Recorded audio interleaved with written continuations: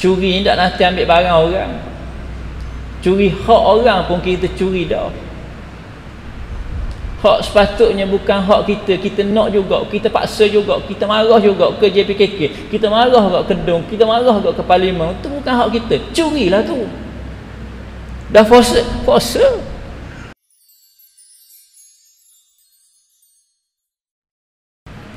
Dalam program pengagihan sinar Ramadan, kita adakan dalam masjid.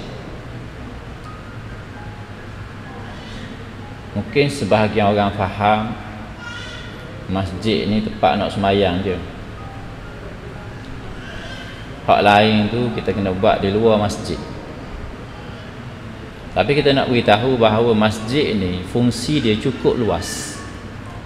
Fungsi dia cukup besar.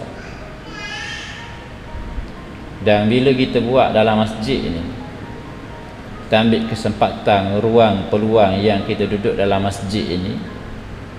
Yang pertama, untuk kita beriktikaf. Mudah-mudahan kita boleh ganjaran pahala. Yang kedua, bila duduk masjid ni kita tak cakap banyak benda-benda tak molek. Tambah-tambah pula kita puasa. Kalau kita cakap benda tak molek, puasa pula tak ada makna. Jadi kita buat hari di masjid ni satu ruang dan peluang untuk kita sama-sama jaga supaya pahala daripada ibadat puasa kita itu tidak terhakis. Dan yang ketiga, kita juga bersyukur kehadrat Allah Subhanahu Wa Taala kerana Allah telah panjangkan usia kita sehingga kita dapat bertemu dengan Ramadan pada tahun ini. Dan mohonlah dengan Allah supaya kalau Allah nak ambil nyawa kita pun biar lepas Ramadan. Mohonlah, pintalah dengan Allah Subhanahu Wa Taala dah kita bertemu dah dengan Ramadan ini, supaya kalau nak ambil juga mintalah biar selesai daripada kita menjalani ibadat puasa pada bulan Ramadan tahun ini. Kerana besarnya kelebihan Ramadan ini pernah dirakamkan dalam satu kisah yang mana seorang sahabat Nabi sallallahu alaihi wasallam dia bermimpi suatu malam. Dia bermimpi bahawa dia melihat dua orang sahabat yang mati tahun lepas dengan mati tahun ini. Tiba-tiba hak mati tahun ni tu dimasukkan dahulu ke dalam syurga oleh Allah Subhanahu Wa Taala. Hak mati kediang tu masuk dalam syurga dulu sebelum daripada sahabat hak mati dulu. Dua orang sahabat ni dia masuk Islam sama, dan dia berjuang berjihad. Hak mati dulu tu bukan calang-calang orang, mati syahid dalam peperangan, syuhada, hebat. Tapi Allah hadirkan mimpi kepada sahabat Talhah bin Ubaidillah. Dia kenal dan dia tengok dua orang sahabat ni, hak ni mati tahun lepas, hak ni baru mati. Tiba-tiba hak baru mati itu Allah masukkan dia ke dalam syurga. Bising kalangan para sahabat radhiyallahu anhum. Bila demikian, terdengar kepada baginda Nabi sallallahu alaihi wasallam. Nabi panggil Talhah bin Ubaidillah, minta cerita. Jadi maka Talhah bin Ubaidillah menceritakan kepada Nabi sallallahu alaihi wasallam berkenaan dengan kisah yang dia mimpi itu. Bila demikian, Nabi sallallahu alaihi wasallam bila dah bising ni dengar cerita ni, Nabi sallallahu alaihi wasallam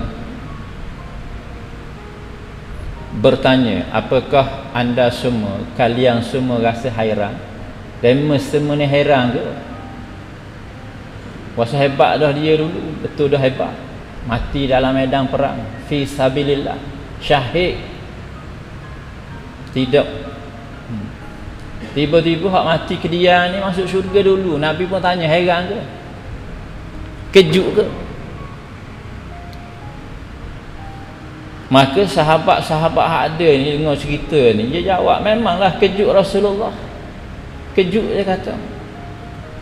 Sebab apa? Sebab hak pertama dulu, dia paling banyak jihadnya di antara mereka, dia paling banyak perang. Infak banyak dia. Tolong orang banyak dia. Lalu di dalam peperangan dia mati syahid, sahabat kata.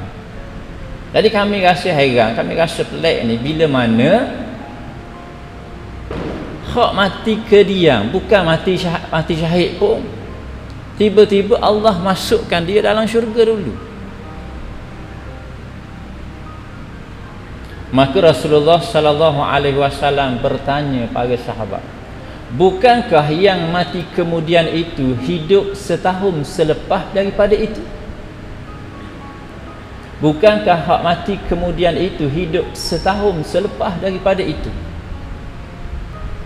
Mereka sahabat jawab, ya betul. Maka Nabi sallallahu alaihi wasallam tanya lagi, bukankah ia masih mendapat satu Ramadan,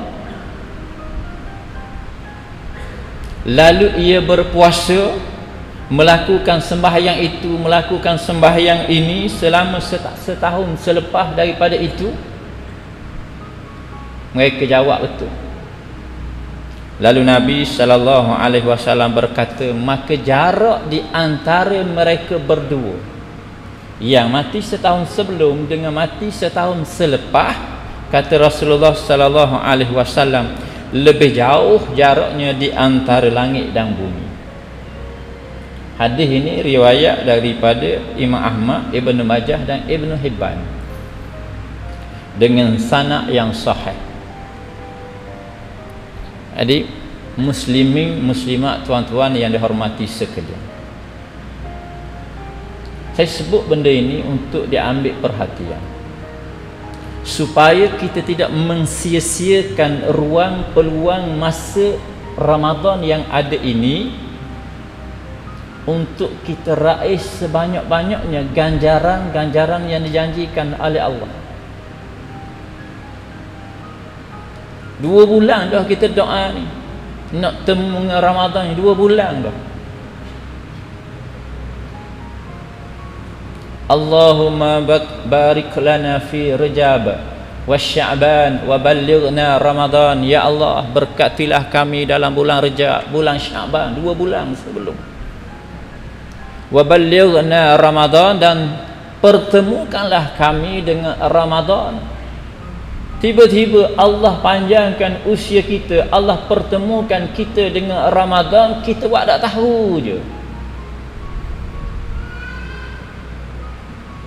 Orang tanya puasa, puasa alhamdulillah, tapi ngupak macam biasa lah.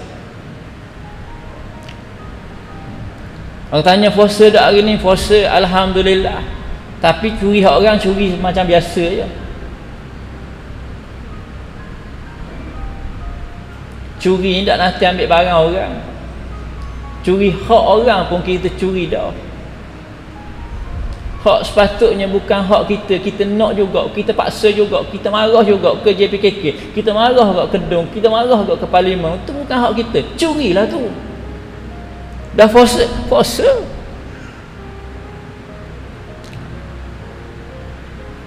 Jadi saya nak minta, nak sebut pada tuan-tuan muslimin dan muslimat sekalian, dengan Ramadan yang masih berbaki ini, rebutlah peluang. Pastikan kita tunaikan ibadat puasa sungguh-sungguh, jaga sungguh. Bukan sekadar jaga makan, bukan sekadar jaga minum, bahkan jaga segala perkara-perkara yang boleh menghakis pahala daripada ibadat puasa. Lepas tu tambah pula supaya puasa kita ini jadi sempurna. Yang Allah Ta'ala firmankan dalam Al-Quranul Karim, ya ayyuhallazina amanu kutiba alaikumusiyam kama kutiba alal ladzina min qablikum la'allakum tattaqun. Wahai orang-orang yang beriman, telah diwajibkan ke atas kamu puasa sebagaimana diwajibkan ke atas mereka yang terdahulu, mudah-mudahan kamu menjadi orang yang bertakwa. Itu hasrat kita, dan itulah yang Allah Ta'ala nak suruh kita jadi. menjadi orang yang bertakwa. Jadi kalau nak raih ketakwaan daripada Allah ini, kita kena tambah lagi supaya daripada puasa yang kita lakukan dengan ketibaan kehadiran Ramadan Al-Mubarak ini, dia menjadi satu yang cukup bermanfaat.